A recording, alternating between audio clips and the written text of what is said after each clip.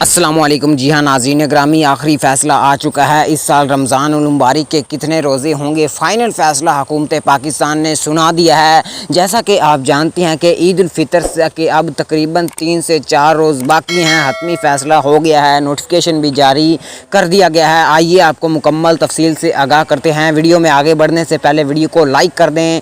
मज़ीद अपडेट के लिए चैनल को सब्सक्राइब कर दें। ख़वातीन और हज़रात, आपको बताता चलूँ कि पाकिस्तान में इस साल 2022 में रमज़ान उल मुबारक के 30 रोज़े मुकम्मल होने के बाद पाकिस्तान में ईद उल फ़ितर मनाई जाएगी। पाकिस्तान में ईद उल फ़ितर का जो चांद है वो 2 मई को नज़र आएगा।